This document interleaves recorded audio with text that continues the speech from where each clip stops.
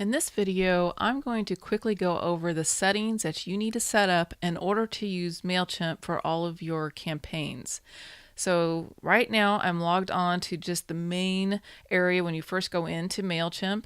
You see it says up here, "Good evening, Shay," and it has information about the audience. These are the number of people that are on my list currently. And up here on the top right, you're going to see Shay and Lake Crazy.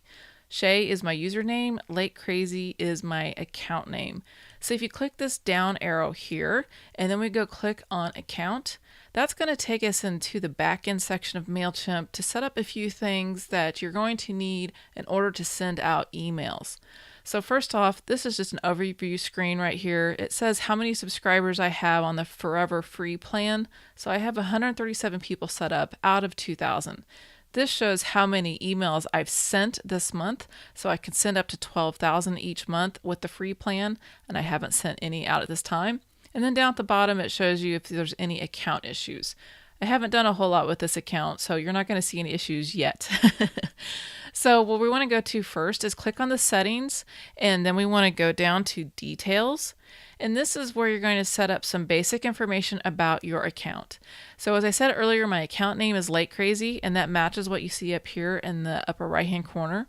You need to set your time zone, and this will be used when you send out campaigns. So especially if you buy a plan on MailChimp, you have options to determine when emails go out. So it needs to have kind of a reference to know what your time zone is, the type of date time format that you prefer to have. And that's really all you need to set up on this first screen. The other information on here is just for MailChimp, help them improve their statistics and whatnot. So when you're done with this screen, you're going to make sure that you save the section that you're in. So if you're just changing the detail sections here, just click on save and it'll tell you please wait, and then it's going to just keep you on the same screen. So then you're going to click on the down arrow again, and this time we're going to click on contact information. Now the reason why this page is so important, this is where you're going to set both your billing address and where you set your mailing address that will show up on your emails. If you're not familiar with sending out email campaigns, there is a law, it's called the Can-Spam Act, and this is in effect for the US. And basically what it means is you have to let people know how to unsubscribe, and they need to know what your mailing address is. If you're not comfortable with giving out your own personal your personal mailing address, then I highly recommend going to your local post office and buying a cheap post office box. It's a great way to get started. So this has my username, my first and last name, and the email address that I'm using for this account. And then I have my primary account information, and this is the information that's going to show up on the emails that you send. So here's my contact name, my company name, my website, my post office box that I'm using. I don't set a phone number, and then I have my email address. And then down below is your billing information, and that information you can put your personal home address if you prefer. And that's all we're going to set up on this screen. And then you're going to go back up to settings, and then you're going to click on integrations. You're going to go up to the top, you're going to click on integrations. And this is so that you can set up Facebook and Twitter.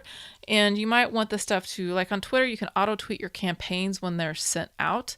So if you click on this and you want to connect, I already have a Lake Crazy Twitter account, so I'm going to connect to that. And I can authorize the app. And it's going to redirect it back. And the same thing for Facebook. So I can click on this. I can click login. It's going to take me over to Facebook, ask me if I'm okay with accessing my profile post. And I'm like, yes, that's fine. And now I'm back into MailChimp. So now Facebook is set up, and so is Twitter. Now on Facebook, I have multiple pages, so I have to come up here and specifically choose the page that I want this to interact with. And since Lake Crazy is my brand name, that is the one I want to use. And then I want to choose which list. Currently, I only have one list set up in MailChimp. You can have multiple lists, but Like Crazy is my list that I want to work with. I can also create a sign up form tab, and this is something you can use inside of Facebook so that when somebody is on my Lake Crazy page, for instance, they can see an option to actually sign up for my newsletter from Facebook. So I can say yes to turn that on. So when you're done, just click save. Okay, so now we have our Facebook and we have Twitter. If you're using SurveyMonkey or if you want to set up Google Analytics or any of these other options, they all basically work the same way. And one final thing we want to make sure we do back over in settings is you want to click on domains. Now this is important so it knows how to hook up your email account with your domain and to make sure you have the permission to actually send emails from that account. So I started to create a new one because I have a separate email account, shay@soloshay.com. So what I had to do is I clicked on verify a domain and you type in the email address. So I typed in shay@soloshay.com and then I clicked on send verification email. I'm not going to send it because I already have one open. So I'm going to jump back over here and you'll see what MailChimp sent me this. It says an account's trying to send an email from your domain. You only get this email if you actually own that domain name. So this is why it's an important step to do. So you can verify the domain access here, or you can copy and paste this back into MailChimp to say you want to verify that domain name. So now when I'm going back into Like Crazy, you can see it now says verified.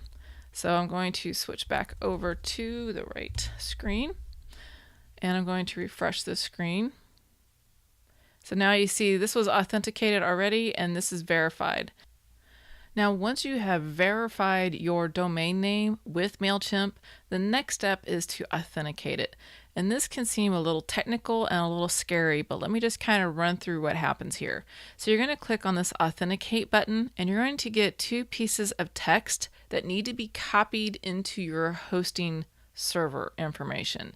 So if you're using a service like Bluehost or HostGator, there's going to be an area called cPanel, which is where you edit this information at, and you're going to need to look for a text record, TXT record.